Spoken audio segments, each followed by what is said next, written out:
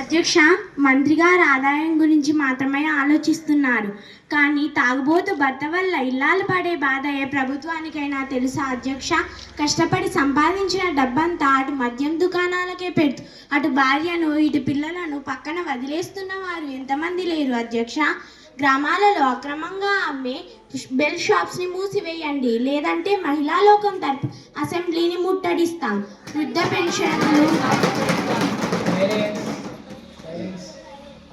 వృద్ధ పెన్షన్లు, విడో పెన్షన్లు, వికలాంగుల పెన్షన్లు అంటూ అటు డబ్బులు ఇస్తూ ఇటు బెల్ షాప్స్ ద్వారా లాగేసుకుంటున్నారు. ఇదెక్కడి అన్యాయం అధ్యక్ష?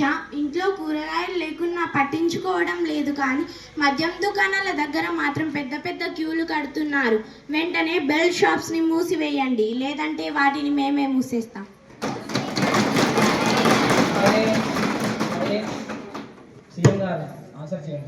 అధ్యక్ష, సభలో సభ్యులు వ్యక్తపరిచిన ఆందోళన ప్రభుత్వం గౌరవిస్తుంది. అయితే మద్యపాన నిషేధం విధిస్తే సరిహద్దు రాష్ట్రాల నుండి అక్రమ మద్య రవాణా పెరుగుతుంది.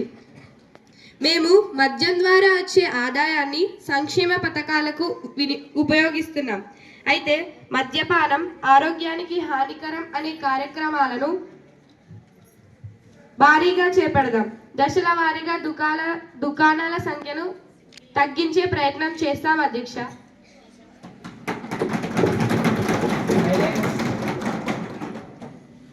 పంచాయత్ రాజ్ మినిస్ట్రీ గౌరవ సభ్యులు మోక్షజ గారు. అధ్యక్ష, పెండింగుల్లో ఉన్న గ్రామ పంచాయతీ బిల్లుల చెల్లింపు ప్రక్రియ ఎంతవరకు వచ్చింది అధ్యక్ష? స్వయం సహాయక సంఘాల మహిళలకు వడ్డీ లేని రుణాలు పరిధి పెంచాలి. వారి ఉత్పత్తులకు మార్కెటింగ్ సౌకర్యం కల్పించే ప్రణాళికలు కూడా చేయాలని సభ ద్వారా కోరుతున్నాను అధ్యక్ష. మినిస్టర్ గారు ఆన్సర్ చేయండి.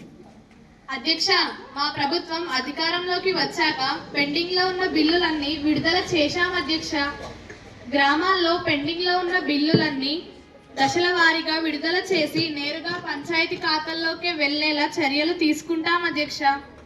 అధ్యక్ష, మహిళలను కేవలం ఓటు బ్యాంకుల్లా చూడకుండా వారిని పారిశ్రామికవేత్తలుగా మార్చడమే మా లక్ష్యం అధ్యక్ష. అందుకే మహిళా శక్తి పథకం ద్వారా 1 కోటి మంది మహిళలకు వడ్డీ లేని రుణాలు ఇవ్వడమే కాకుండా వారు తయారు చేసే వస్తువులకు ప్రభుత్వమే మార్కెటింగ్ కల్పిస్తుంది అధ్యక్ష.